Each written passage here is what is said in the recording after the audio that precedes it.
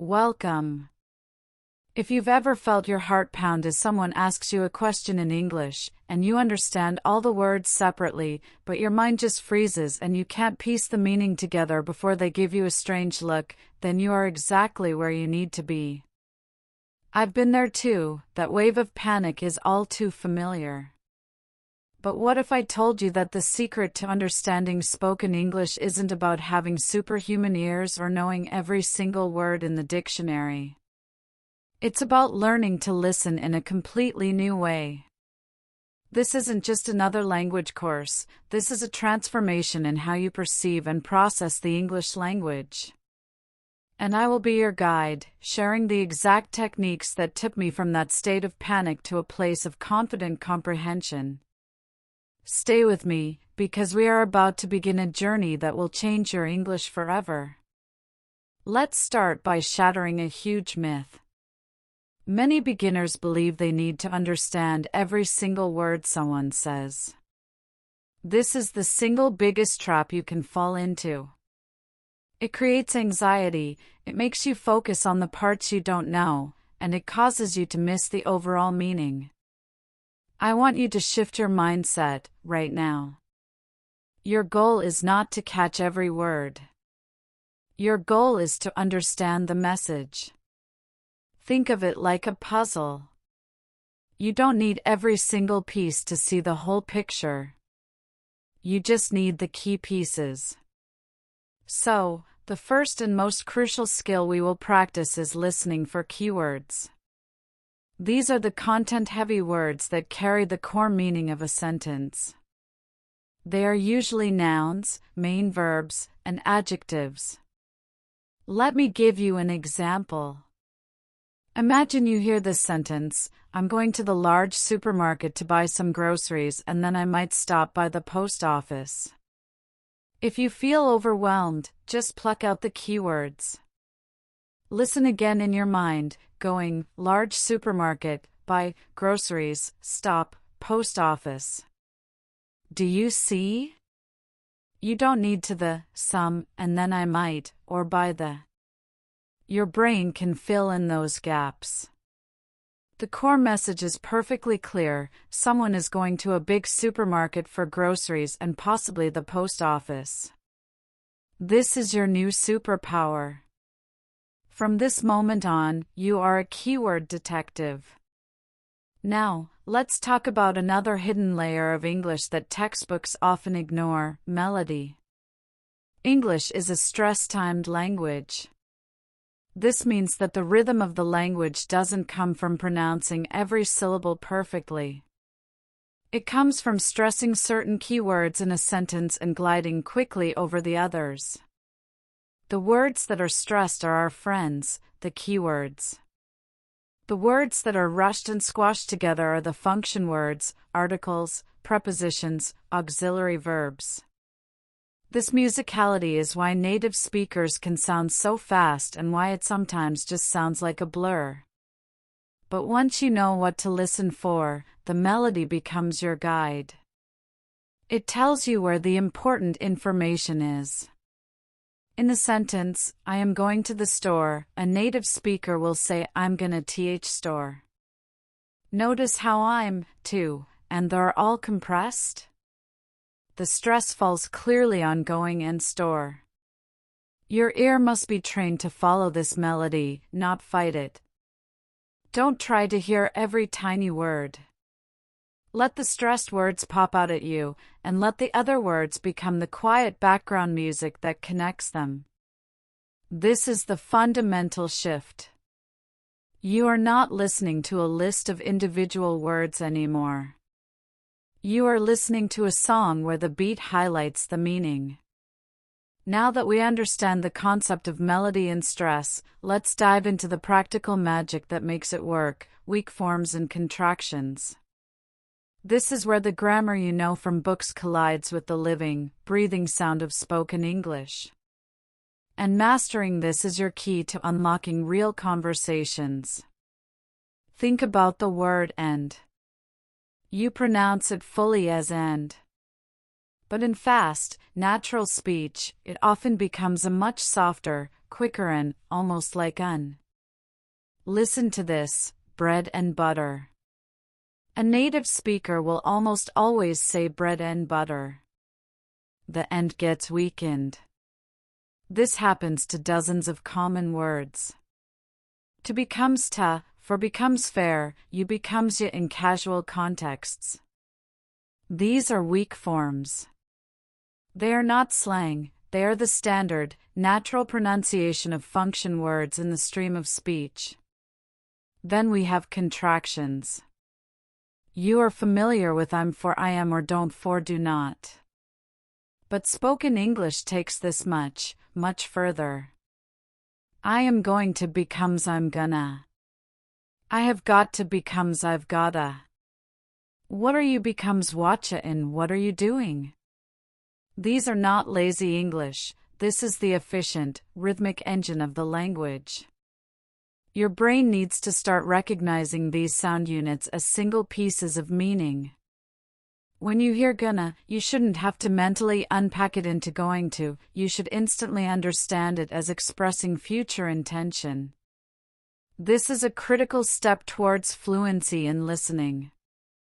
Your homework is to actively listen for these in movies, songs, or any authentic material. Don't fight them. Embrace them. They are the secret code to sounding natural and understanding natives. Let's practice this with a few simple sentences. I will say them first in a slow, formal way, and then in a natural, connected way. Listen carefully for the changes. Sentence 1, what do you want to do? Formal, what do you want to do? Natural, wadaya wanna do?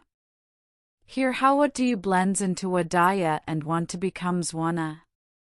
Sentence 2, I have got to get out of here. Formal, I have got to get out of here. Natural, I've gotta get outta here. I have got becomes I've gotta and out of becomes outa. This is the reality of spoken English. It is a fluid, connected soundscape, not a series of distinct, perfectly pronounced words. By training your ear to expect and recognize these patterns, you are removing a huge barrier to comprehension. You are learning to listen not to what you think you should hear, but to what is actually being said. The next essential technique is something I call chunking. Your brain is not designed to listen to a long, uninterrupted stream of words and efficiently process it. It seeks patterns and groups. This is exactly what chunking is, listening to English in meaningful phrases or chunks, rather than individual words. Think back to the puzzle. Now, instead of just finding individual key pieces, you are starting to find small, pre-assembled sections of the picture. A chunk is a group of words that naturally belong together. For example, in the sentence I went to the bank yesterday afternoon to deposit a check, the natural chunks are separated by the slashes. I went to the bank is one idea. Yesterday afternoon is a time phrase. To deposit a check is the purpose. Your ear should learn to hear these natural breaks. This is powerful because it aligns your listening with the natural rhythm and grammar of the language. Native speakers don't think word by word, they speak in these idea-filled chunks. By training yourself to listen for them, you are decoding the language the way a native speaker produces it. This dramatically reduces the mental load on your brain. Instead of holding 10 separate words in your short-term memory, you are only holding 3 or 4 meaningful concepts. This leaves more brainpower free for actually understanding the overall conversation. To practice this, I want you to take a short audio clip. It can be a slow, clear news report or a dialogue from a learning resource. Listen to just one sentence at a time. Don't write down the whole sentence. Instead, just write down the chunks you hear.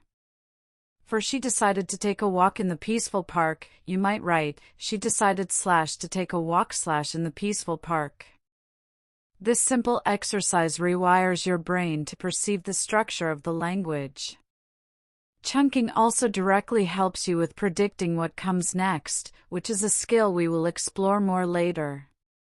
Once you hear she decided to, your brain automatically starts anticipating a verb phrase. It could be take a walk, leave early, study harder. The chunk sets up an expectation. This active anticipation is a hallmark of a proficient listener. You are no longer a passive receiver of sound, you are an active participant, using the structure of the language to help you guess the meaning. So remember, from now on, don't listen to words. Listen to ideas. Listen to the groups of words that form a single unit of meaning. This shift from word level to chunk level comprehension is one of the most significant leaps you can make on your journey to fluency. Now we arrive at one of the most active and exciting parts of listening practice, prediction. A proficient listener is not a passive tape recorder, they are a detective, constantly using clues to guess what the speaker will say next. This might sound advanced, but you already do this effortlessly in your native language. Think about it. If someone says, "The weather is so hot, I'm going to get a..." You don't even let them finish the sentence. Your brain has already predicted glass of water, cold drink, or maybe fan. You use context, logic, and your knowledge of the world to fill in the blanks. This exact same skill is what we must activate in English. This is where all our previous work comes together. The keywords you identify give you the topic. The chunks you hear provide the grammatical structure. Your general knowledge of the world provides the logical possibilities. Let's create a practice scenario. You're listening to a dialogue.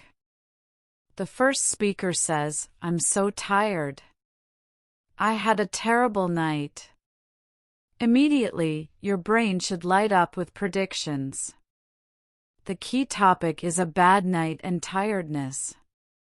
What could come next?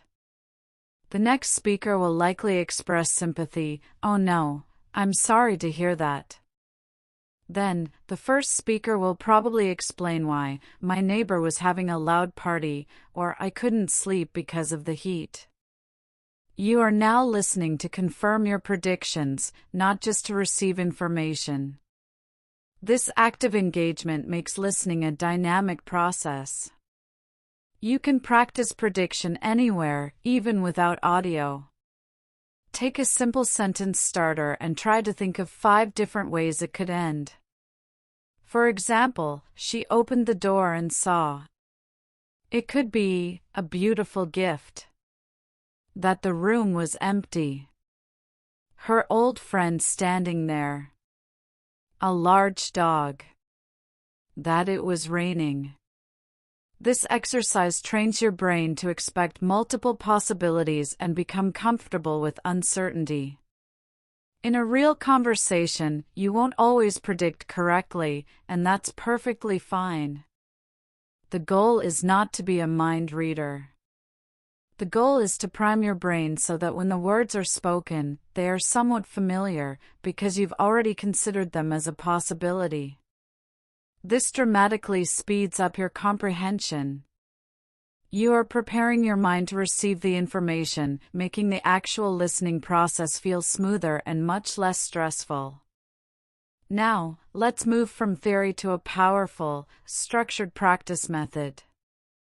This is the core of how you will train your ear and build your skills systematically. I call it active listening, and it's the opposite of just passively having English sounds playing in the background. Passive listening has its place for immersion, but for rapid improvement, you need focused, active engagement.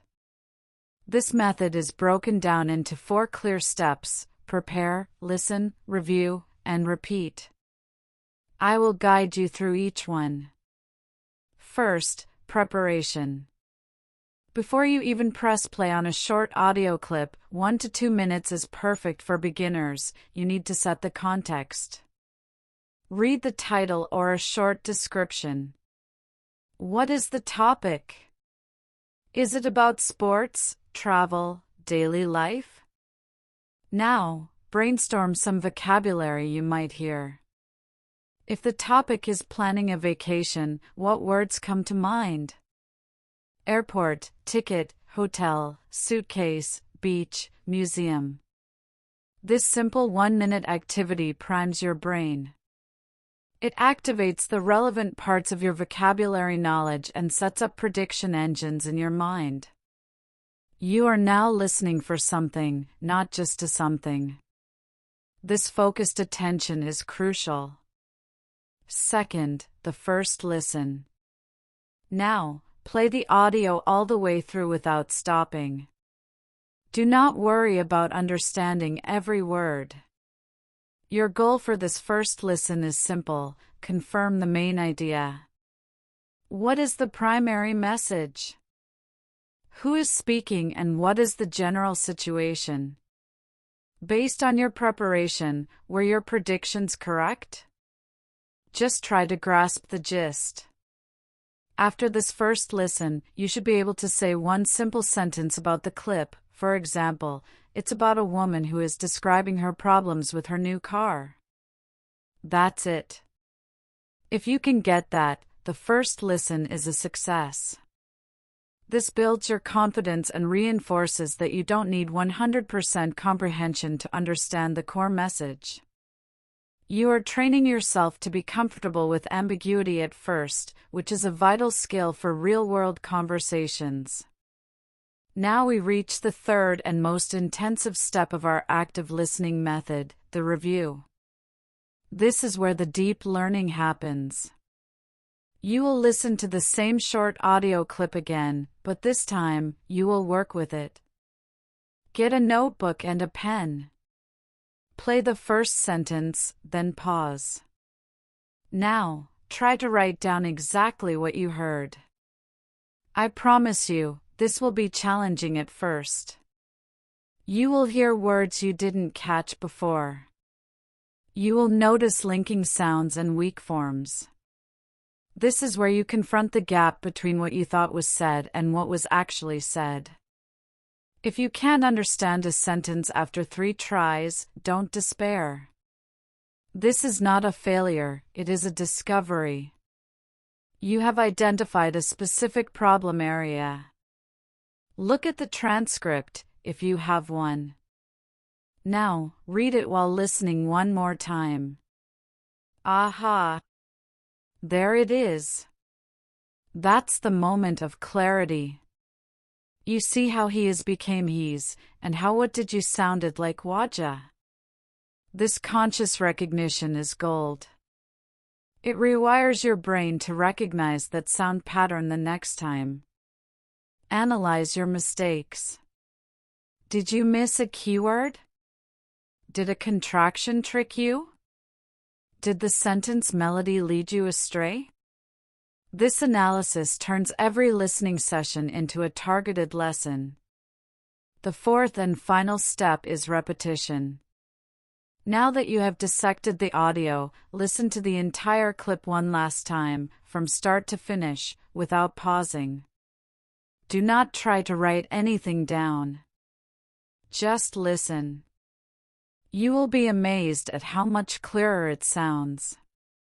Words that were a blur before now stand out distinctly. The rhythm and melody make sense. You understand not just the main idea, but the details. This final repetition solidifies the learning, builds confidence, and gives you a satisfying feeling of progress. This 4-step cycle, prepare, listen for gist, review in detail, and repeat for fluency, is a complete workout for your ears. It might feel slow, but doing this for just 10 minutes a day is far more effective than hours of passive listening. You are building your listening muscles, one rep at a time. So far, we've worked with learning materials, but a huge part of your journey is venturing into the real world of authentic English. This can be intimidating. Movies, TV shows, podcasts, and YouTube videos feature fast speech, slang, and cultural references. It's a different beast, but you can tame it with the right approach. The key is to change your goal. Your goal is not to understand everything. Your goal is to mine for gold. You are a treasure hunter, and every piece of media is a field full of valuable nuggets waiting to be found. Let's start with movies and TV shows, your most powerful visual allies. Begin by watching a scene with the subtitles in your native language. This gives you the context and the story. Then, watch the same scene again with English subtitles. Now, you can see the words you are hearing. Pay close attention to the difference between the written script and the spoken performance. You will see the contractions, the weak forms, and the slang right there on the screen. Listen for how the actors say the lines. Notice the emotion, the pauses, the stress. Finally, if you feel brave, watch the scene a third time with no subtitles at all. You will be surprised by how much more you understand. This layered approach allows you to enjoy the story while actively training your ear. Next, let's talk about podcasts and audio. The advantage here is the lack of visual cues, which forces your ear to work harder. Start with podcasts designed for learners. They speak slower and clearer. But don't stay there forever. Gradually move to authentic content about topics you are genuinely passionate about. Do you love technology? Find a tech podcast. Enjoy cooking? There are thousands of cooking shows in English. When you listen, set a small goal. For example, in a 10-minute podcast, your goal might be to simply identify the 3 main points they discussed. Or, to write down 5 interesting keywords you heard. Maybe you hear a new expression, like on the flip side. You write it down, look it up, and now it's yours. Celebrate finding these nuggets. Each one is a victory. Remember, you are not taking a test. You are exploring, and every minute you spend immersed in authentic English, even if you only understand 50%, is building your familiarity and confidence. We have been building your skills layer by layer, and now it is time to address a fundamental truth about listening comprehension. Your ability to understand spoken English is inextricably linked to your own understanding of how English sounds are produced. Many listening difficulties do not originate in the ear, but in the mouth. If you have never practiced making a particular sound or rhythm yourself, your brain will struggle to recognize it when someone else makes it. This is why working on your pronunciation is not just about speaking, it is a direct investment in your listening skills. Think of it like this. Your brain has a library of sound patterns. When you hear a word, it searches this library for a match. If you have never physically created the sound for word correctly, pronouncing it perhaps as vord, your brain has an incorrect file for that word. When a native speaker says word with the correct W sound, your brain cannot find a perfect match because your stored version is different. This causes a delay or a complete failure in recognition. By learning to produce the sounds accurately, you are cleaning up your mental sound library, making it much easier and faster to identify words when you hear them. This is especially crucial for the musical elements we discussed: rhythm, stress, and linking. You must feel the rhythm of English in your own body. Practice reading a short sentence out loud and clapping on the stressed syllables. For I want to go to the cinema. Clap on go NCIN. This physical action reinforces the pattern. Practice linking words together. Say an apple and feel how the N sound connects directly to the.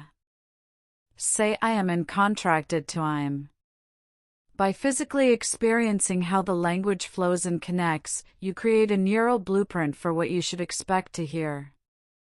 Your ear becomes attuned to these patterns because your voice and body have already practiced them. You are not just a listener anymore, you are an active participant in the sound of the language. We have covered the techniques, the methods, and the practice. But there is one final, invisible barrier that can stop even the most dedicated learner, and that is the barrier of mindset. Your beliefs about your listening ability can either propel you forward or hold you back in chains. Many beginners approach listening with a fixed mindset.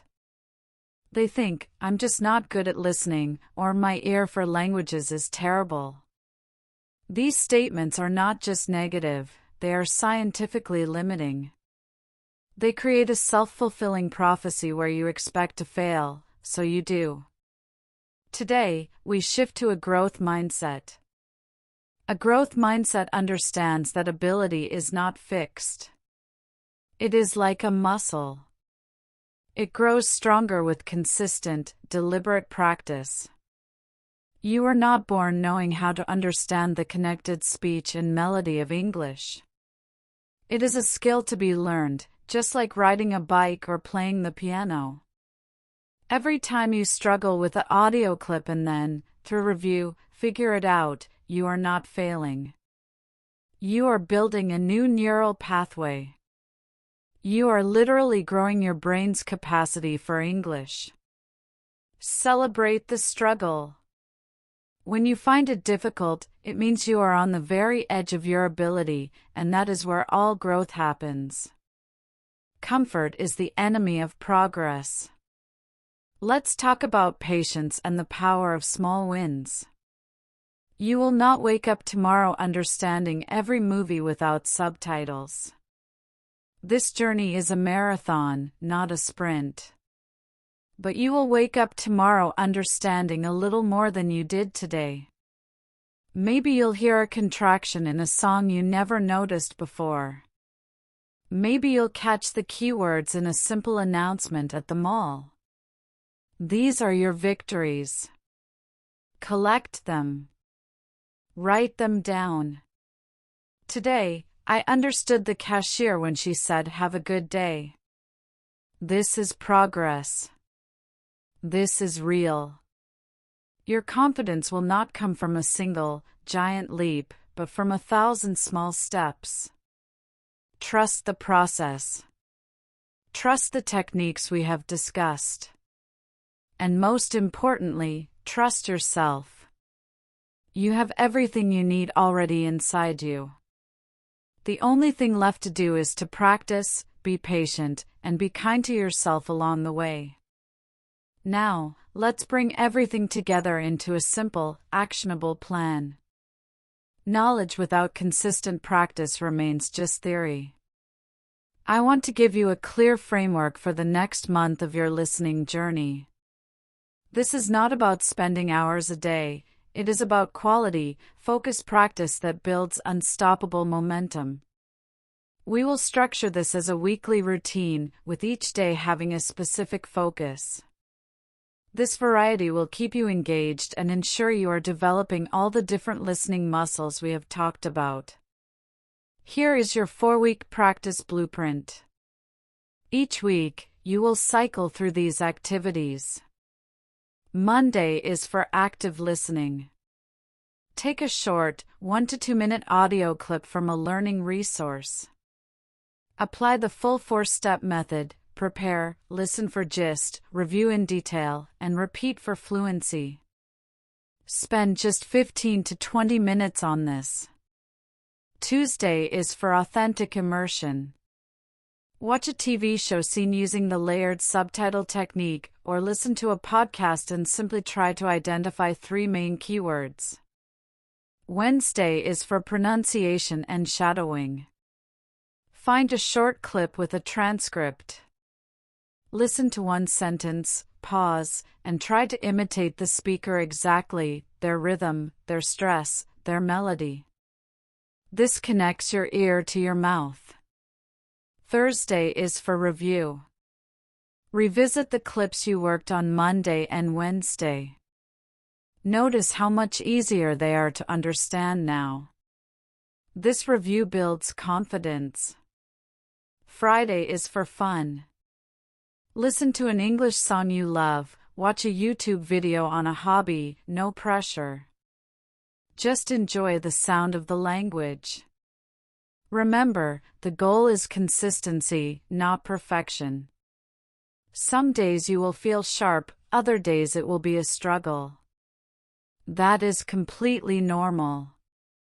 Do not break the chain. Even just 10 minutes on a busy day is enough to maintain the habit.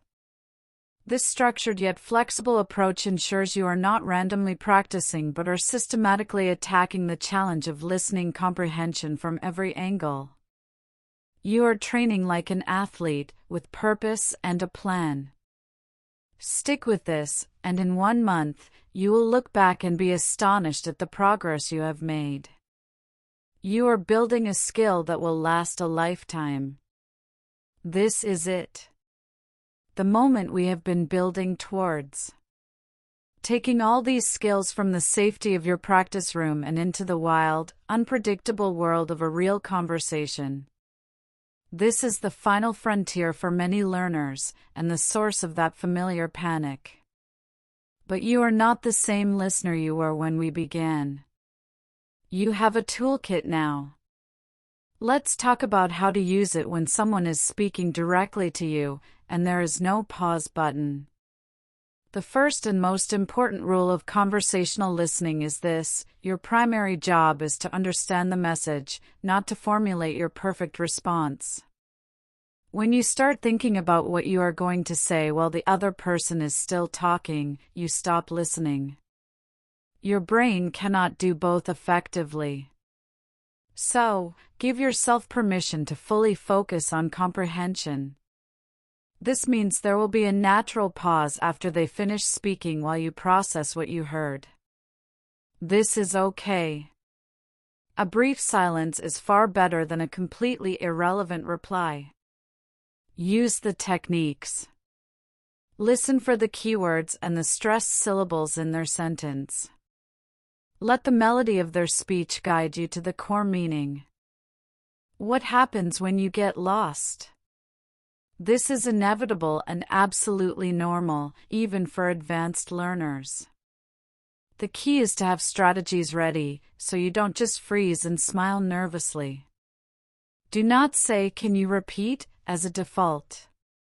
It's vague and doesn't tell the speaker what you missed. Instead, use more specific, powerful phrases. If you missed a keyword, ask, "Sorry, I didn't catch the word after the restaurant was." If you understood the gist but missed a detail, confirm, "So, you're saying the meeting is postponed?" "I missed the new time." This targeted approach is efficient and shows you are actively listening. It turns a moment of breakdown into a collaborative effort to communicate. Remember, the person you are speaking with is your partner, not your examiner. Most people are happy to clarify if they know how to help you. You just need to guide them. Now, let's equip you with one of the most powerful tools for real conversation, the art of the follow-up. Understanding the words is only half the battle, showing you understand and keeping the conversation flowing is the other. This is where summarizing and paraphrasing become your best friends. These are not complex techniques, they are simple, natural ways to confirm your comprehension and build rapport. After someone has finished explaining something to you, try to summarize the main point in your own words. You don't need to be perfect. You can start with phrases like, "So, if I understand correctly," or "Let me make sure I've got this." For example, if a colleague explains a problem with a project, you could say, "Okay, so just to clarify, the main issue is that the deadline was moved up, and we need more people to help. Is that right?" This does two things. First, it forces you to process the information and identify the core message, using your chunking and keyword skills. Second, it gives the speaker a chance to correct any misunderstanding immediately. This is proactive listening. It prevents small confusions from snowballing into bigger problems later. Paraphrasing is similar. It's about repeating the idea but using different words. This shows you truly grasp the meaning, not just the words. If a friend says, "I'm absolutely exhausted from work this week," you could paraphrase by saying, "It sounds like you've been completely overwhelmed." This shows empathy and confirms you understand their feeling. These techniques transform you from a passive receiver into an active conversational partner.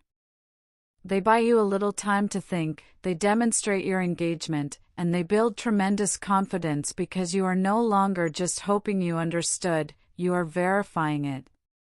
Practice this the next time you have a conversation in English, even a short one. Make summarizing and paraphrasing your new habit. You will be amazed at how much deeper and more effective your interactions become. Of all the resources available to you, the transcript is perhaps the most underutilized. Many learners use it only as an answer key, a quick way to check what they missed. But this is like using a treasure map only to confirm you're in the right forest. A transcript is a detailed map of the language itself, and we must learn to mine it for all it's worth. The true power is not in the transcript alone, nor in the audio alone, but in the magical space between the two. After you have completed your active listening session with a short audio clip, the real work begins with the transcript. Do not just read it through. Take a highlighter, or a different colored pen, and mark it up. First, go through and highlight every instance of a contraction or a weak form you hear. See I will written but hear I'll spoken. See for him written but hear fair I'm spoken. This visual-oral connection is vital. It trains your brain to anticipate the difference between the full form and the spoken form. You are creating a reference library for how written English transforms into spoken English. Next, look at the rhythm. Read the transcript out loud and draw a box around the words that carry the primary stress in each sentence. These are your keywords. Then, listen again to the audio and confirm your boxes. Did you stress the same words the native speaker did? This practice fine-tunes your sense of English melody. Finally, look for the chunks. Draw a single slash mark where you hear a natural pause or a break between thought groups. Analyzing the transcript in this way turns a simple text into a rich blueprint of pronunciation, rhythm, and structure. You are reverse engineering the code of spoken English. By spending just 5 extra minutes with the transcript after listening, you accelerate your learning exponentially. You move from vaguely recognizing a sound to deeply understanding why it sounds that way. Let's talk about a concept that will dramatically accelerate your progress, especially in the beginning stages: narrow listening. The world of English content is vast and overwhelming. Trying to listen to a little bit of everything, a science podcast one day, a financial news report the next, then a historical drama, can leave you feeling scattered. Your brain never gets a chance to get deeply familiar with a specific set of vocabulary, accents, and speaking styles. Narrow listening is the antidote to this. The principle is simple. Instead of listening to many different topics and speakers, you focus on one single topic or one single speaker for a concentrated period of time. For example, you might decide to spend 2 weeks listening only to content about daily routines. You find podcasts about morning habits, YouTube videos about productivity, and audiobook chapters on building good habits. Why is this so powerful? Because the vocabulary is highly repetitive. You will hear wake up, get dressed, commute, schedule, breakfast, productive over and over again. This repetition in different contexts burns these words and their common phrasing into your memory. You stop translating them and start understanding them directly as concepts. Similarly, focusing on one speaker is incredibly effective. Find a podcaster or a YouTube presenter you enjoy and listen to 10 or 20 of their episodes. You will become intimately familiar with their accent, their speech rhythm, their favorite phrases, and their pacing. What feels fast and confusing in the first episode will feel much more comprehensible by the 10th because your brain has tuned itself to that specific voice. This focused repetition builds a solid foundation of confidence and competence. Once you feel comfortable within one narrow field, you can then expand to another, taking your strengthened listening muscles with you. This targeted approach is far more efficient than jumping randomly from one unfamiliar topic to another, constantly feeling like a beginner. You are building your skills one deeply understood domain at a time. A crucial element we haven't discussed directly is the role of patience and what I call productive struggle. In our quest for quick results, we often misinterpret the feeling of difficulty as a sign of failure. We think, this is too hard, I must not be good at this. I want to reframe that feeling for you right now.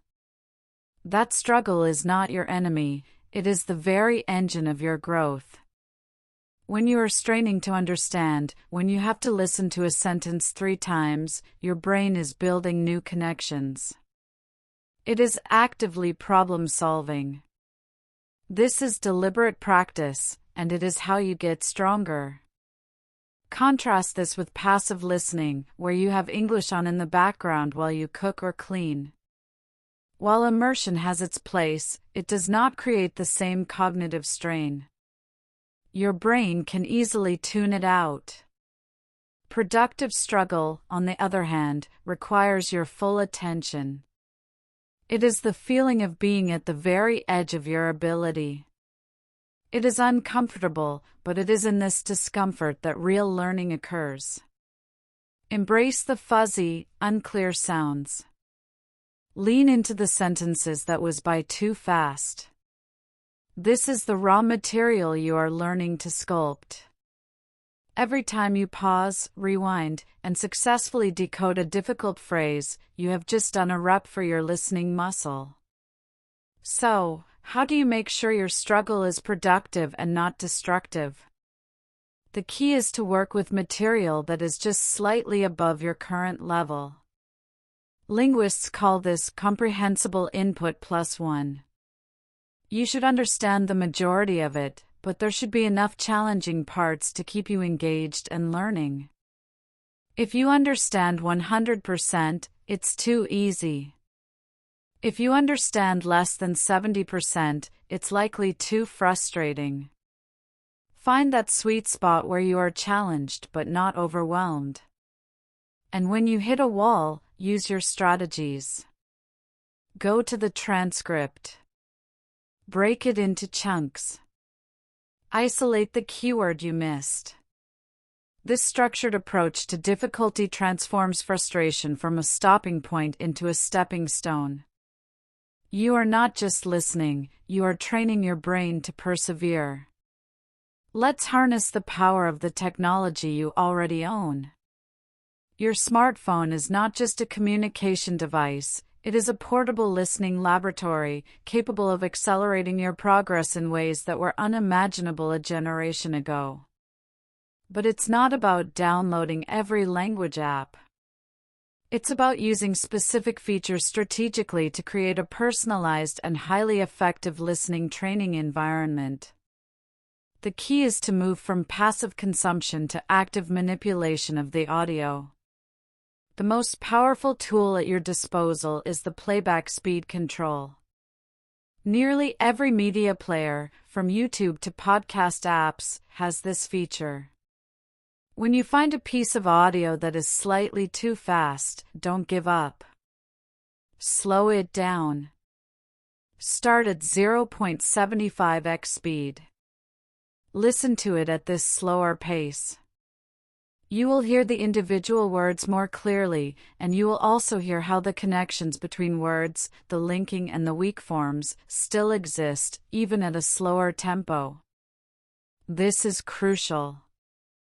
You are not breaking the music of the language, you are just hearing the notes more distinctly. Once you understand it clearly at a slower speed, gradually increase it back to normal. You will be stunned at how much more comprehensible it becomes. Another technological ally is the audio recording and playback function on your phone. Use it for a practice called recursive listening. Record yourself reading a short, native-level transcript. Then, listen to the original audio, followed immediately by your own recording. The differences will be illuminating. You will hear where your rhythm is flat, where your stress is misplaced, or where you fail to link words smoothly. This immediate comparison is a brutal but incredibly effective teacher. It directly connects your production to your comprehension. Furthermore, use voice typing tools. Open a note-taking app, switch the keyboard to voice mode, and try to dictate a sentence from a podcast you're listening to. The app's accuracy will instantly show you if your perception of the sounds was correct. If it types the big dog but you are trying to say the pig fog, you have identified a specific sound distinction to work on. Technology gives you immediate, unbiased feedback, turning your phone into a personal pronunciation and listening coach. We have talked about structured practice and using technology. But there is a vast reservoir of practice time that most people completely waste, the mundane moments of your day. The time you spend commuting, washing dishes, waiting in line, or taking a walk. These are not lost moments, they are golden opportunities for immersion. This is where you move English from a subject you study to an environment you live in.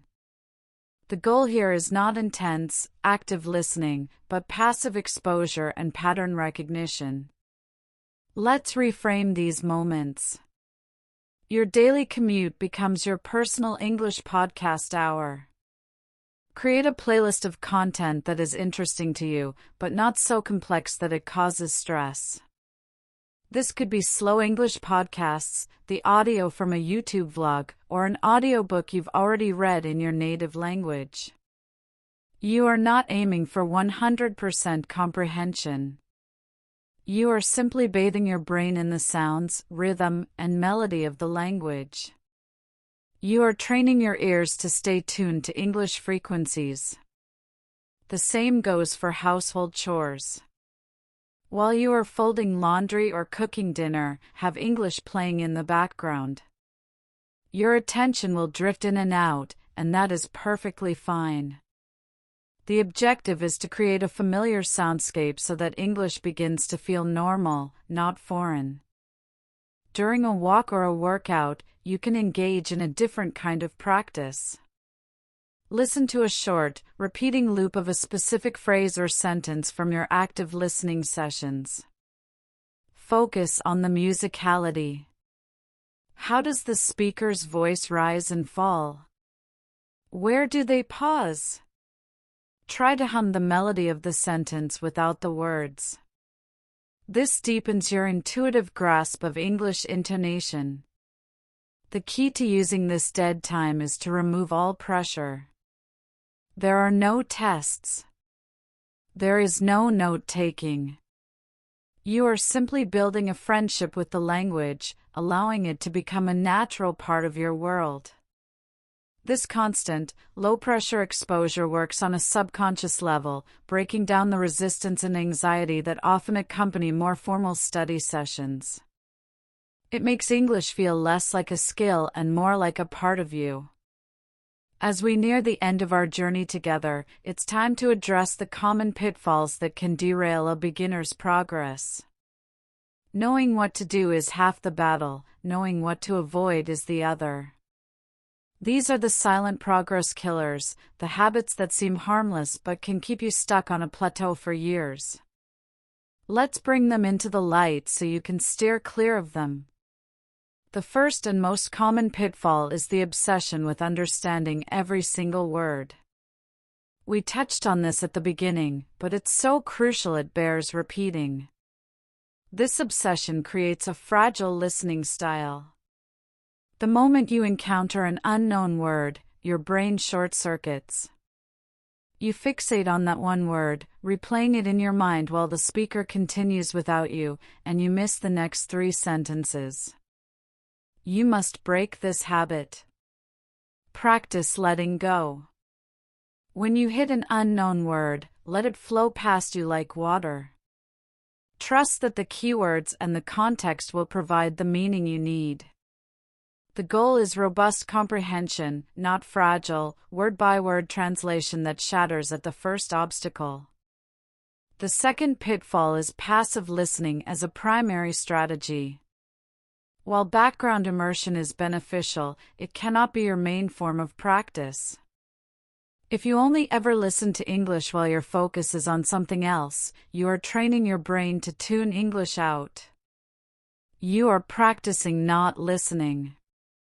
This is why the balance between active, focused sessions and passive immersion is so vital. The active sessions build the new neural pathways, the passive immersion makes them comfortable and automatic. Without the active work, the passive listening has very little to build upon. Finally, the third pitfall is comparing your progress to others. Your journey is unique. Someone else might seem to progress faster, but you don't know their background, their exposure, or their daily habits. Comparison steals joy and motivation. Your only valid comparison is to your past self. Look back at what you could understand a month ago and celebrate how far you've come. That is the only metric that truly matters. The final piece of the puzzle, the element that separates those who eventually succeed from those who give up, is not a technique or a method. It is the fuel that powers the entire engine, your motivation. Methods tell you what to do, but motivation is why you do it. And when the initial excitement fades, and the journey feels long, you need a deep, resilient reason to keep going. Let's talk about how to cultivate and protect that motivation. First, reconnect with your why. Why did you start learning English in the first place? Was it to travel the world with confidence? To get a better job? To understand the lyrics of your favorite songs or watch movies without subtitles? To connect with people from other cultures? Write this reason down. Place it somewhere you will see it every day. This is your anchor. On days when practice feels like a chore, remembering your profound why will give you the push you need. It transforms the activity from I have to practice listening into I am taking a step towards my dream. Next, design your environment for success and make it enjoyable. Willpower is a finite resource.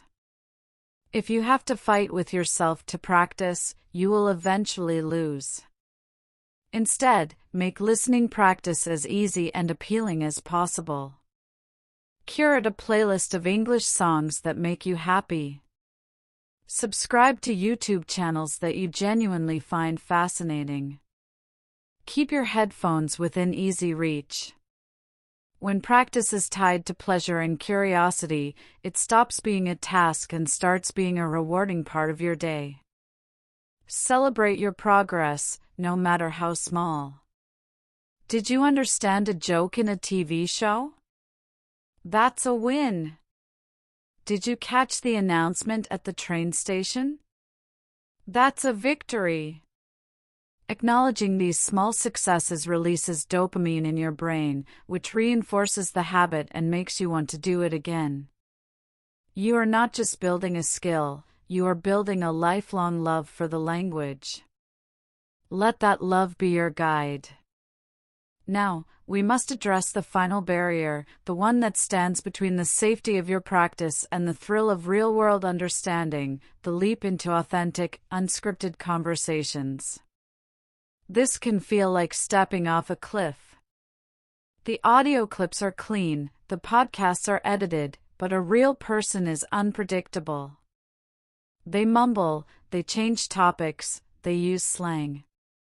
This is where you learn to let go of perfection and embrace the dynamic, living nature of communication. Your mission is not to achieve perfect understanding, but to achieve successful communication. Start by creating low-stakes opportunities for yourself. You do not need to walk into a crowded party and join a complex debate. Begin with simple, transactional conversations. Go to a coffee shop and order in English. Ask a simple question in a store, like "Where can I find the bread?" These interactions have a predictable script. You know what to expect, which reduces anxiety. The goal here is to get used to the feeling of producing sound and receiving a response in a real context. Celebrate every single one of these small interactions. They are your training wheels. Next, find a conversation partner who is patient and supportive. This could be a language exchange partner, a tutor, or a friend who is a native speaker. The key is to establish a safe environment where you can say, "Can you repeat that?" or "What does that word mean?" without embarrassment. Before you start, give yourself a simple listening goal for the conversation. For example, today, I will focus on identifying the main verb in each of my partner's sentences, or I will practice summarizing what they said after they finish a story. This gives you a focused mission and turns the conversation into active practice. Remember, you are not there to be perfect. You are there to listen, to learn, and to connect. Every misunderstood word is a lesson. Every successfully understood story is a triumph. You have built your skills with diligence, now trust them to hold you up as you take this beautiful, courageous leap into real communication. We have journeyed far, focusing entirely on the skill of listening. But a language is not a set of isolated skills, it is a living, breathing system where all parts connect and support each other.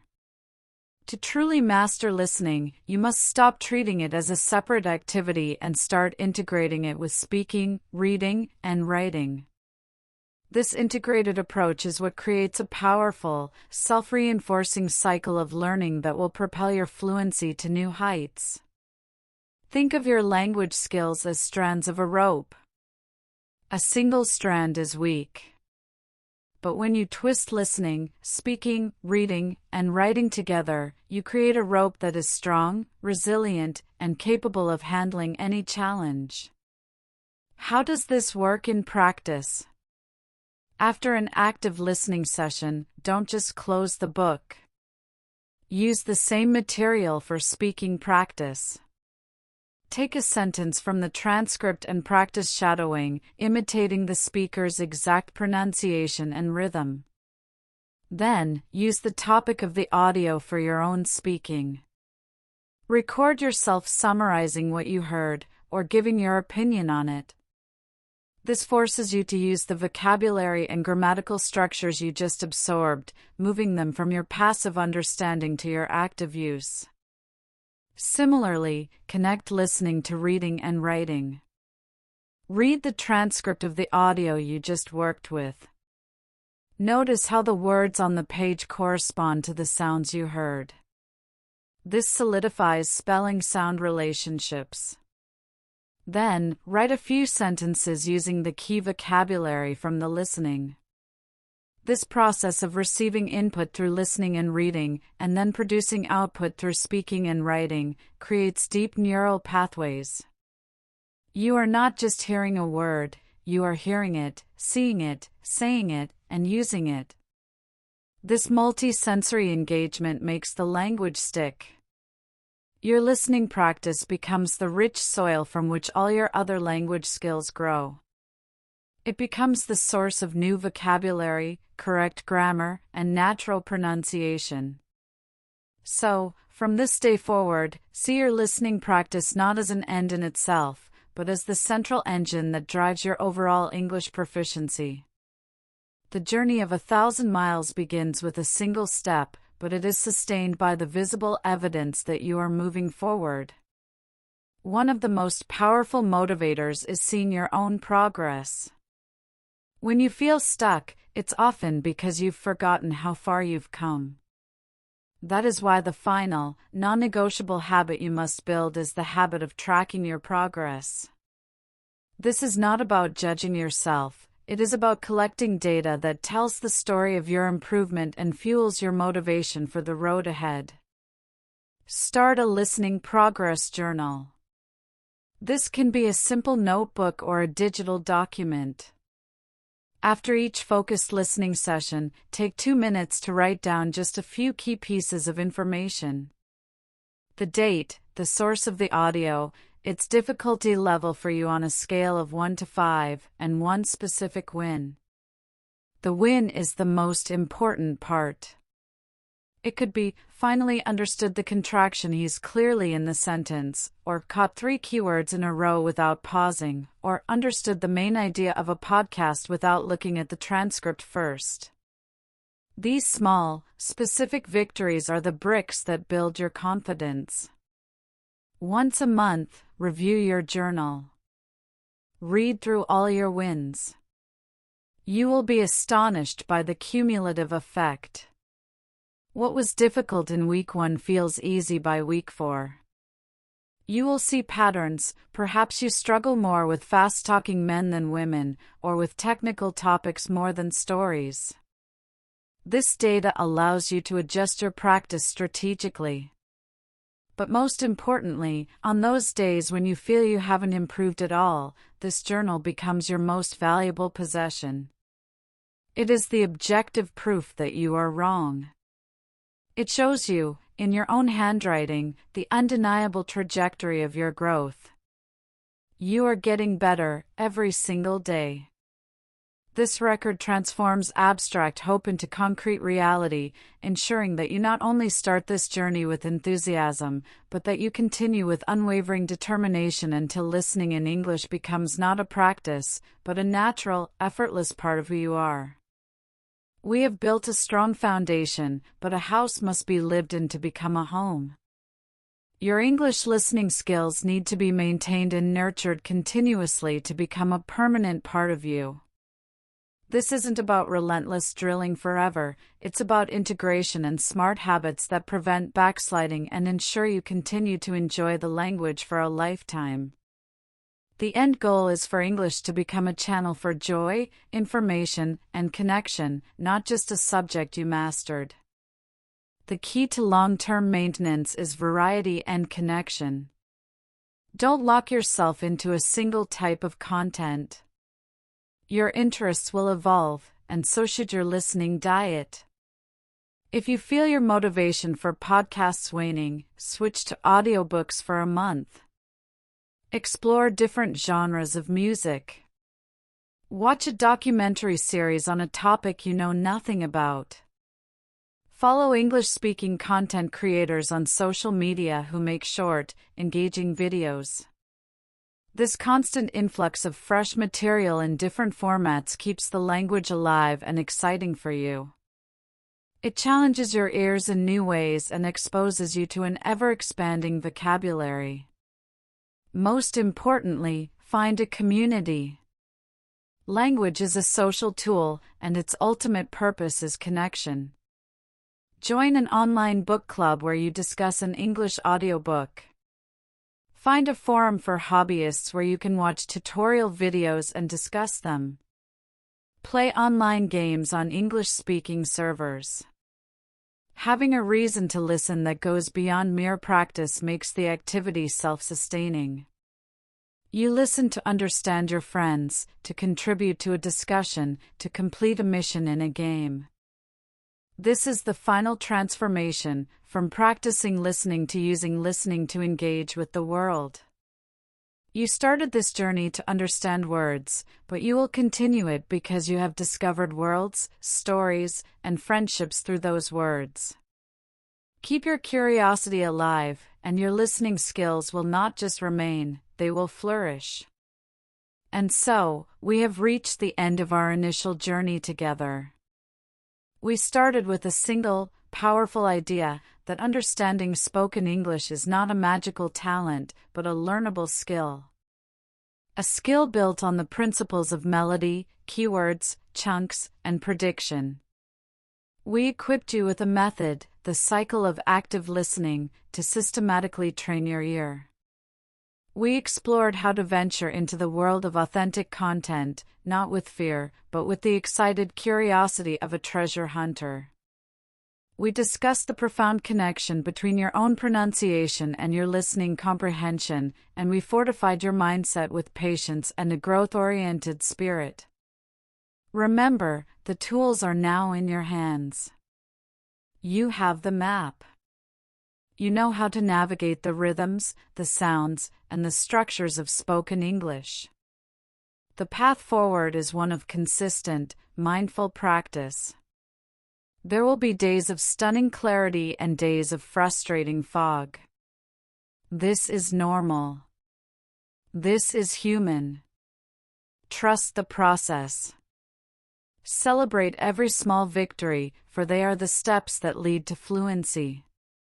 Listen not with the pressure to be perfect, but with the purpose to connect and understand. You have done the hard work of learning how to learn. Now, go forward and listen to the world. It has been waiting to speak to you. Thank you for allowing me to be your guide. Your journey is just beginning.